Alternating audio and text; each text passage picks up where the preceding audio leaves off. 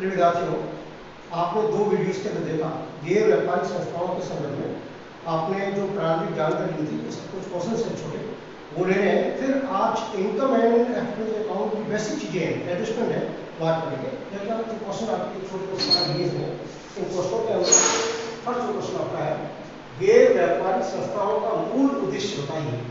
इसका जो मूल उद्देश्य आप दो दिन से पढ़ रहे हैं, सेवा भाव, जन सेवा, समाज सेवा। तो आप ध्यान रख सकते हैं, पहला जो मुख्य उद्देश्य है जन सेवा, जन सेवा अर्थात जन कल्याण, जन कल्याणकारी कार्य करना, कार्य करना। कहने का आशय है समाज के हर वर्ग के लिए जन सेवा करना, जन कल्याणकारी कार्य करना, इस गैर व्यापारिक संस्थाओं का मूल उद्देश्य होता है। सेकंड क्वेश्चन है, गैर व्यापारिक संस्थाओं के चार उदाहरण दिए। दूसरा उदाहरण है, मुख्य उदाहरण है तो आपका शिक्षण संस्थाएं, शिक्षण संस्थाएं विद्यालय है, महाविद्यालय है जो ट्रस्ट पर आधारित है और मुनाफे के आधार पर वो संस्थाएं सेवा नहीं देती है, यानी बहुत ही कम प्रतिफल में विद्यार्थियों को अच्छा शिक्षण प्रदान करती है। अस्पताल, अस्पताल, खेल परिषद, स्पोर्ट्स काउंसिल, खेल परिषद। फिर आप देख सकते हैं कामगार यूनियन, कामगार यूनियन या ट्रेड यूनियन सभी को होती है। ये आपके तीन चार आपको उदाहरण दिए इसमें शिक्षण संस्थाएं, हॉस्पिटल, अस्पताल और खेल परिषद, स्पोर्ट्स काउंसिल और ट्रेड यूनियन, कामगार यूनियन सभी यूनियन सब गैर व्यापारिक संस्थाओं की तीन विशेषताएं। बहुत महत्वपूर्ण प्रश्न है। नंबर एक, पृथक कानूनी, पृथक कानूनी अभिव्यक्ति, ये पहली विशेषता है। सेकंड आपकी है, सेकंड जन सेवा, जन सेवा। तीसरा कर सकते हैं चुने हुए, चुने हुए व्यक्तियों द्वारा, चुने हुए व्यक्तियों द्वारा प्रबंध, मैनेजमेंट प्रबंध किया जाता है। उन्हें समय गैर व्यापारिक संस्थाओं की तीन विशेषताएं, पृथक कानूनी अभिव्यक्ति कर सकते हैं, जन सेवा, फिर चुने हुए व्यक्तियों द्वारा मैनेजमेंट या प्रबंध किया जाता है। अगला क्वेश्चन है, व्यापारिक एवं गैर व्यापारिक संस्थाओं के उदाहरण दीजिए, तीन अंतर दीजिए। अब इसमें आपने क्लास में पढ़ा था व्यापारिक संस्थाओं के बारे में, अब पढ़ा था उनका उद्देश्य था लाभ कमाना। उन्होंने बनाया था अंतिम खाते में trading account, profit and loss account, balance sheet. अब यहाँ का जो चक्र चल रहा है गैर व्यापारिक संस्थाओं का है, इनमें अंतर पूछे हैं, इसमें तीन हमने अंतर लिए हैं। पहला मूल उद्देश्य, याद रखें व्यापारिक संस्थाओं का मूल उद्देश्य होता है लाभ कमाना और गैर व्यापारिक संस्थाओं का उद्देश्य होता है जन सेवा, जन कल्याणकारी कार्य। इनका उद्देश्य है लाभान्वित करना, लाभ कमाना। इनका मूल उद्देश्य होता है व्यापारिक संस्थाओं का लाभ कमाना और इन गैर व्यापारिक संस्थाओं का उद्देश्य होता है जन सेवा, जन सेवा अर्थात कल्याणकारी कार्य, कल्याणकारी कार्य, जन सेवा एवं जन कल्याणकारी कार्य। फिर अगला जो आपका सेकंड अंतर है प्रतिफल। आपको पता व्यापारिक संस्थाओं में प्रतिफल होता है लाभ या हानि, लाभ हानि। आपने 11 क्लास में पढ़ा होगा, इसमें व्यापार का बनाया था सकल लाभ सकल हानि और प्रॉफिट एंड लॉस अकाउंट बनाया था शुद्ध लाभ शुद्ध हानि। तो प्रतिफल है सॉरी लाभ हानि। इनका बचत या घाटा, बचत पब्लिक घाटा, आप इसको इंग्लिश में कहेंगे सरप्लस और डेफिसिट या डेफिशिएंसी कह सकते हैं। डेफिसिट यानी घाटा और बचत चीज वही है, लेकिन इन जो गैर व्यापारिक संस्थाएं होती है उनका उद्देश्य सेवा भावना होती है, तो वो लाभ कमाने नहीं है। उनका जो भी है परिणाम आएगा आगे खाते का, वो बचत होगा या घाटा होगा, यहाँ आपका नेट प्रॉफिट नेट लॉस होगा, नेट प्रॉफिट लॉस अकाउंट का संदर्भ है। कोष प्राप्ति, याद रखें व्यापारिक संस्थाएं इनके लिए जो फंड जुटाते हैं, व्यापार को स्वामी पूंजी के रूप में जो पैसा लगाते हैं, वो उनका कोष प्राप्ति का साधन से जरिया होता है। फिर व्यापार के स्वामियों द्वारा, व्यापार के स्वामियों द्वारा लगाई गई पूंजी, लगाई गई पूंजी ये कहलाएगी कोष प्राप्ति का जरिया। या बेटा संस्था के सदस्य, संस्था के सदस्यों एवं बाहरी व्यक्तियों द्वारा, बाहरी व्यक्तियों द्वारा प्रदत्त चंदा, शुल्क, दान आदि, वसूली हो सकती दान आदि, इन संस्थाओं को चलाने के लिए सदस्यों द्वारा दिया गया चंदा है, शुल्क है और दान है, वसित है और सरकार द्वारा दिया गया अनुदान है, ये इसके फंड का काम करती है गैर व्यापारिक संस्थाओं। अगला क्वेश्चन है, गैर व्यापारिक संस्थाओं द्वारा रखी जाने वाली प्रमुख पुस्तकों के नाम बताइए। 3 पुस्तकें मेन होती है। नंबर 1 कैश बुक, रोकड़ बही कह सकते हैं, cash book. Number 2 stock register, stock register. और number 3 membership register, membership register. जो सदस्य होते हैं उनके नाम होते हैं, उनके टेलीफोन नंबर है, उनके एड्रेसेस हैं और बहुत महत्वपूर्ण जानकारी व्यक्तिगत जो जरूरी है उस संस्था के लिए वो उसमें दर्ज होते हैं। 3 भैया है, रोकड़ बही है और स्टॉक रजिस्टर जिसमें स्थायी और अस्थायी जो एसेट्स होती है परचेज करते संस्था को चलाने की संपत्तियां उसको दर्ज करते हैं। और फिर सदस्यों के जो नाम है, उनके एड्रेसेस हैं, उनके मोबाइल टेलीफोन नंबर है, वो सारे आदमी जानकारी। अगला क्वेश्चन है, गैर व्यापारिक संस्था द्वारा बनाए जाने वाले विवरण, विवरण को इसका मतलब वित्तीय विवरण तो मेन जो स्टेटमेंट होते हैं उस समय बोला है 3 है मेन। नंबर 1 प्राप्ति एवं भुगतान खाता, प्राप्ति और भुगतान खाता याद रखना। प्राप्ति भुगतान खाता केवल गैर व्यापारिक संस्था बनाती है। नंबर 2 आय व्यय खाता, आय व्यय खाता।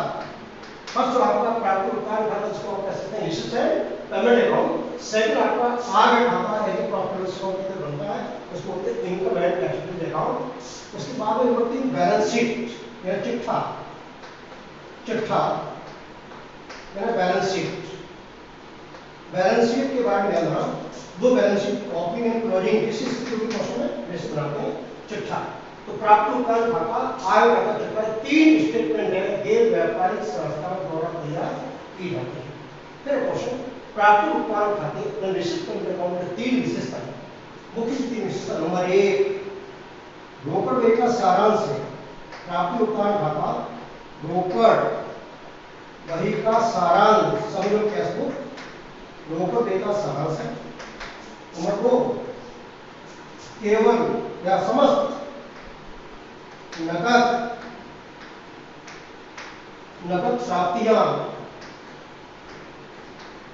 प्राप्तियां एवं भुगतान, प्राप्तियां भुगतान चाहे आयगत हो, चाहे आयगत हो या पूंजीगत दिखाए जाते हैं, कहने का आशय होता है इस प्राप्ति भुगतान खाते के अंतर्गत चाहे आपने किराए प्राप्ति आया, किराया चुकाया है, चाहे आपने बिल्डिंग परचेज किया है, प्रॉपर्टी परचेज किया है, तो मदद के बारे में कह रहा हूँ, चाहे आएगा तो जब पूरी सभी प्रकार की जो प्राप्तियां भुगतान है वो इस प्राप्ति भुगतान का दिखाई जाती है। नंबर 3 इस खाते की प्रकृति, इस खाते की प्रकृति वस्तुगत, आपने पढ़ा होगा इनके पास में व्यक्तिगत वस्तु लाभांश अकाउंट, तो याद रखें निश्चित पेमेंट अकाउंट की प्रकृति है वस्तुगत खाते के समान है, रियल अकाउंट के समान। वस्तुगत खाते की प्रकृति इसकी नेचर है। अगला क्वेश्चन है, आय व्यय खाते की 3 विशेषताएं याद रखें, इसको बोलते हैं इनकम एंड एक्सपेंस अकाउंट और ये बनाती हैं गैर व्यापारिक संस्थाएं। अब इसमें जो विशेषता बोली, नंबर 1 लाभानी खाते के समान बनाया जाता है, लाभानी खाते की तरह बनाया जाता है, बनाया जाता है। अर्थात इसकी प्रकृति, इसकी नेचर जो है, इसकी प्रकृति, स्वभाव नाम मात्र खाते का, खाते की नाम मात्र खाते की इसकी नेचर है। नंबर 2, बचत या घाटा ज्ञात करना इसका उद्देश्य। बचत, सरप्लस, बचत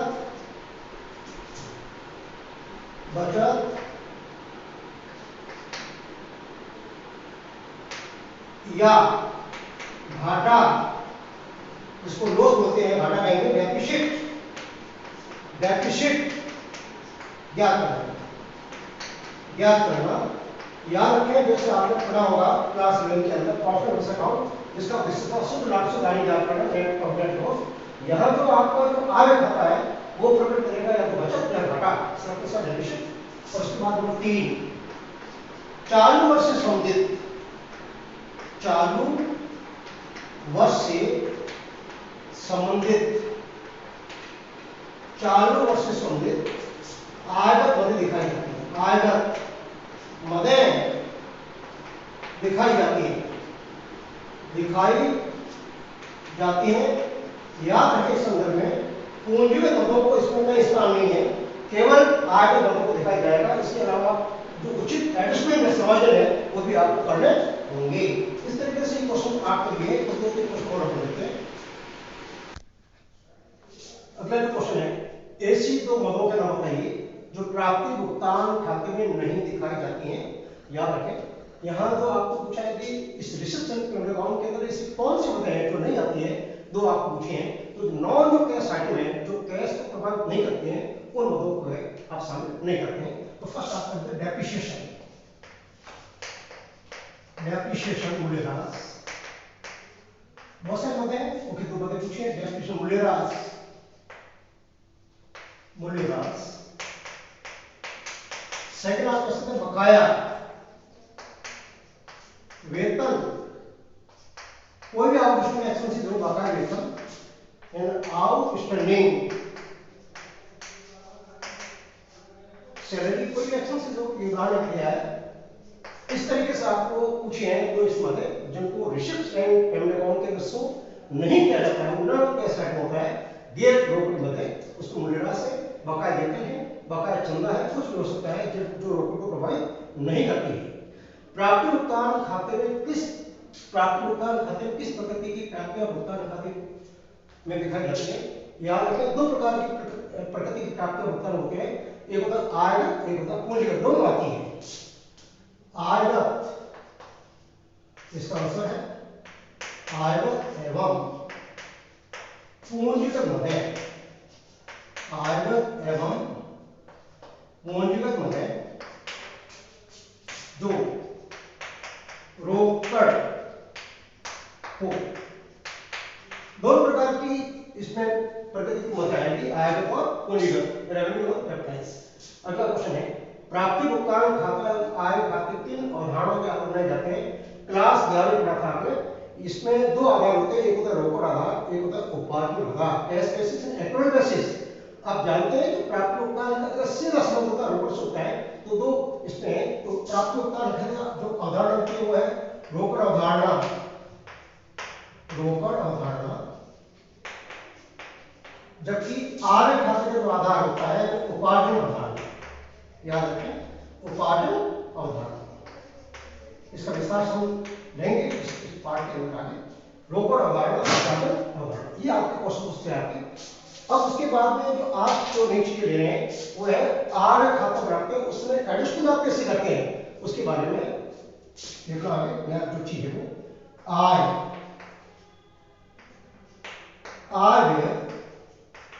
खाते से संबंधित समायोजन, इसको याद करें, कल इसके बहुत सारे क्वेश्चन होंगे, आप लेंगे इसमें। आगे खाते इससे संबंधित समावेश एडिशनल एडिशनल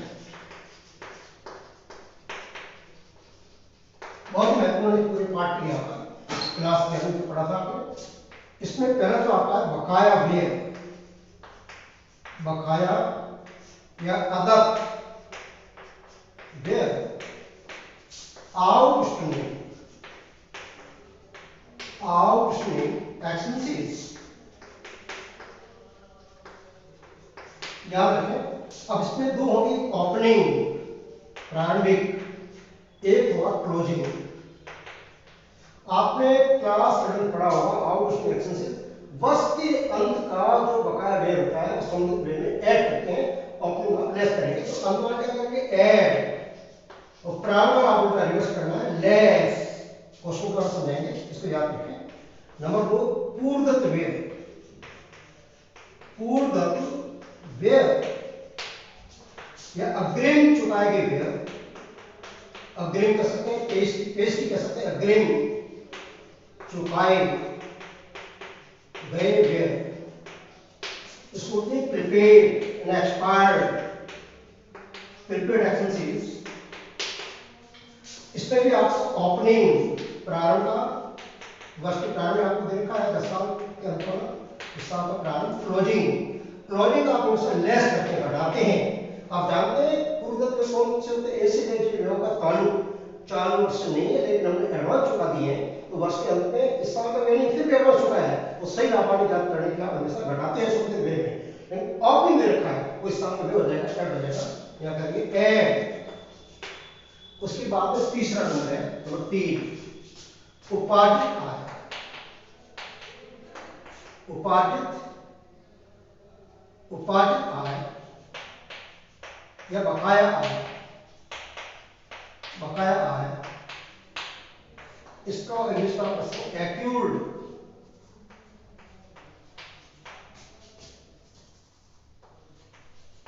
एक्यूर्ड इनकम या outstanding income, outstanding income, opening, closing. आपने पढ़ा होगा ऐसी आय जिस आय का वास्ता संबंध चालू वर्ष से है लेकिन प्राप्त बाकी है, तो अंत में चालू वर्ष की आय तो मिली नहीं है, तो सही लाभ ज्ञात करने के लिए, सही परिणाम ज्ञात करने के लिए हम हमेशा ऐड करते हैं, तो क्लोजिंग ऐड होगा, ओपनिंग लेस होगा। ये आपने जो पहला पढ़ा बिल्कुल इसके रिवर्स ही व्यय के बारे में कि आय के बारे में, तो अंत वाला ऐड होगा, प्रारंभ का लेस। नंबर 4 अनुपार्जित आय, अनुपार्जित आय या कह सकते हैं अग्रिम प्राप्त आय, अग्रिम प्राप्त आय या कह सकते हैं अनअर्न्ड, अनअर्न्ड इनकम या कह सकते हैं received advance income, income received in advance, in advance अग्रिम प्राप्त आय। अब इसमें ओपनिंग, कोई भी एडवांस होता है, चाहे व्यय हो चाहे आय हो, क्लोजिंग लेस, ओपनिंग ऐड। उसके बाद नंबर 5 वो आपका स्टॉक, स्टॉक जो कंज्यूमेबल मदे होती है उस में जैसे आपको रेस्ट्रिक्शन दी है, स्टाम्प्स टिकट है पोस्ट की, स्टॉक के बारे में याद रखें, ओपनिंग ऐड और उसके बाद में क्लोजिंग, वर्ष के अंतिम बची हुई सामग्री है संबंधित मद में से आप करेंगे लेस। ये 5 आपके मद है। एक आपका डेप्रिसिएशन, वो इसके बारे में आप जानते हैं, आपने पढ़ा हुआ गाइड क्लास में प्रॉफिट लॉस के डेबिट में टू डेप्रिसिएशन लिखा था आपने, नॉन कैश आइटम है, और जो स्थायी संपत्ति है उसको उपयोग करके उसकी लागत होती है मूल्यह्रास करते हैं उसको डेबिट में, और बैलेंस शीट में संबंधित एसेट से लेस करते हैं, तो वही नियम लागू होगा ऊपर के साथ। तो ये 5 है इस कार्य को समझें। पहला आपका है आउटस्टैंडिंग एक्सपेंसेस, अंत वाला ऐड करना है, प्रारंभ आपको रिवर्स लेस करना है। आप अंत वाला याद रखना, समझ से रटना नहीं है, तो अंत वाला ऐड प्रारंभ का लेस, पूर्वगत प्रीपेड एक्सपेंसेस अंत वाला लेस और प्रारंभ का ऐड करना है। एक्यूर्ड इनकम या आउटस्टैंडिंग इनकम अंत वाला ऐड प्रारंभ का लेस, और अनुपार्जित आय जो एडवांस मिली है इस साल से वास्ता नहीं है शायद, लेकिन हमको परिस्थिति वंश अग्रिम प्राप्त हुए हैं, तो अंत वाला आपको लेस करना है, प्रारंभ कार्य करना है। और स्टॉक कोई सा कंज्यूमेबल मदों का या स्पोर्ट्स मटेरियल का या स्टाम्प्स का उस समय याद रखें, अंत वाला जो क्लोजिंग स्टॉक है वो आपको लेस करना है, ओपनिंग हमेशा ऐड होगा। ये 5 आपकी मतें हैं। फिर आपने पढ़ा था डेप्रिसिएशन जो कि नॉन कैश आइटम है, इसको आप आय खाते में डीआर दिखाएंगे और बैलेंस शीट के अंदर एसेट जो होगी संबंधित उसमें आपको लेस करना होगा। तो ये आपकी कुछ मतें हैं। अब एक क्वेश्चन के द्वारा आपको बात को समझाते हैं।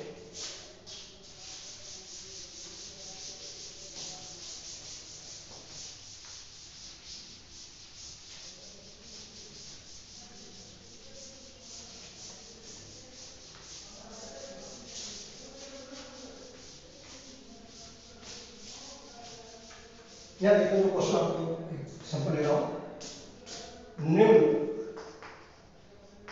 सूचनाओं के आधार पर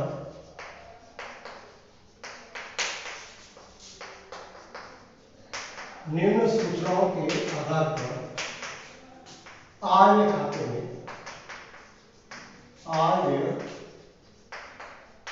में वेतन मद को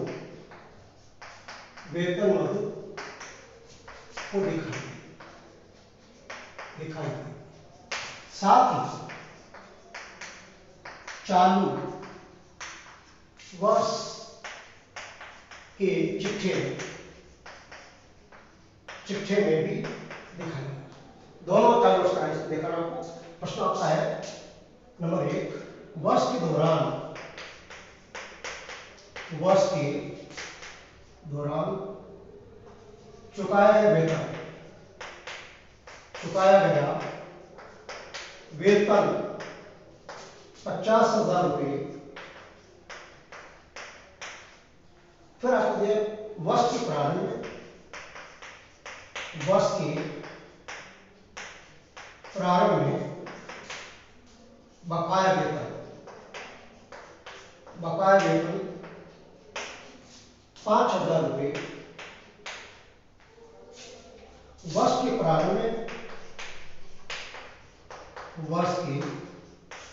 प्रारंभ में पूर्वगत वेतन पूर्वगत वेतन 7,000 रुपये। फिर वर्ष के अंत में बकाया वेतन 10,000 रुपये। फिर आपको एक और दे रखा है वर्ष के अंत में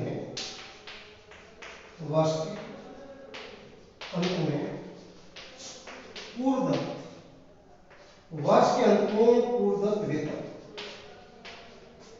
6,000।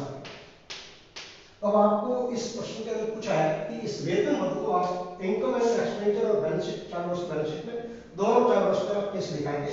तो फर्स्ट आप देखिए income and expenditure account.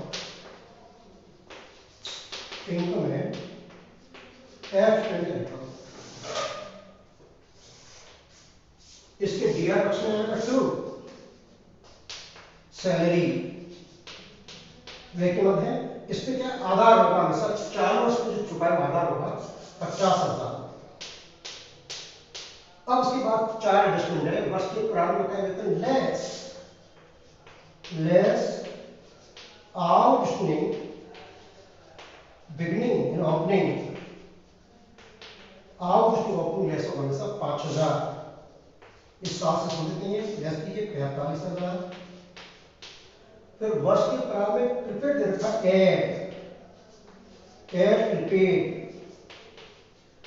Prepaid opening. Prepaid आपको दिया 7,000 जोड़िए 52,000। फिर वर्ष के अंत में बता वेतन आउटस्टैंडिंग क्लोजिंग वर्ष के अंत वाला है ऐड होगा 10,000 62,000। और लास्ट में आपको देखा वर्ष के अंत में प्रीपेड वेतन 6,000 लेस होगा प्रीपेड क्लोजिंग दे रखा 6,000। बाहर आएगा 56,000 रुपये। 62 में 6 घटाइए 56, 56, 56,000 रुपये। तो इस साल का जो वेतन की जो व्यय कीमत है वो आपकी 56,000, 56,000 रुपये। ये आपकी आय खातिर बियर में आएगा। उसके बाद में बैलेंस शीट, बैलेंस शीट ये आपकी 4 वर्ष की है, करंट ईयर की है। बैलेंस शीट की ये आपकी लाइबिलिटी साइड है, ये आपके एसेट, केवल शो करना है। अब इसके अंदर जो याद रखें, जो अंत में जो एडजस्टमेंट वो आपकी इस चालू से बैलेंस शीट में आएगा। अंत में बकाया वेतन 10,000 है, प्राइस में आएगा out standing, out standing salary 10,000 रुपये दायित्व में आएगा, क्योंकि चुकाना बाकी वर्ष के अंत में कर्जा नहीं होगा। जो एडवांस होगा 6,000 एसेट में आएगा, प्रीपेड एसेट में आएगा, प्रीपेड सैलरी, प्रीपेड सैलरी 6,000 रुपये एडवांस चुकाया हुआ एसेट में आएगा। इस तरीके से उदाहरण लेने के क्वेश्चन छोटा सा। इसके अंदर चालू वर्ष के आय खातिर डेबिट का वेतन चुका 50 और 5,000 रुपये जो गत साल को चुकाने बाकी इस साल चुका दिया, लेस कीजिए क्योंकि इस साल से कोई संबंध नहीं है। और प्रीपेड गत साल हमें एडवांस चुका दिया, इस साल का व्यय हो जाएगा, ऐड हो जाएगा। और अंत में चुकाना बाकी इस साल का व्यय है 10 साल ऐड हो जाएगा। और एडवांस चुकाया आने वाले वर्ष का वो लेस हो जाएगा। और बैलेंस शीट में केवल वर्ष के अंत में क्या पोजीशन है एसेट लायबिलिटी वो मध्य आएगी। फिर अंत में चुकाना बाकी का 10,000 दायित्व में आएगा और एसेट में आएगा जो एडवांस चुका है इस साल का व्यय नहीं है, हमारे एसेट बनेगी 6,000 रुपये। इस तरीके से नेक्स्ट अगले वीडियो में मिलेंगे। धन्यवाद।